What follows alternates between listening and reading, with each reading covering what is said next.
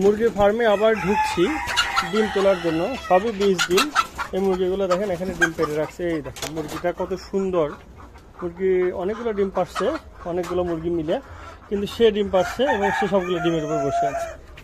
দেখেন এখানে কতগুলো ডিম আছে, অনেক ভালো ডিম। তো আজকের দিনে সকালবেলা ডিম তোলা হয় নাই, এখন ডিম তুললাম আমি। মোটামুটি এই দেখেন ঝুড়িটা ফিল আপ হয়ে যাচ্ছে। এগুলো সবই কিন্তু বীজ ডিম। এই যে দেখেন বীজ ডিমগুলো আছে। ও বাবা, ভালোই ডিম পাচ্ছে। বিভিন্ন জায়গায় থোকা থোকা হয়ে আছে ডিমগুলা। হ্যাঁ, এই যে দেখেন এখানে আরও দুইটা আছে।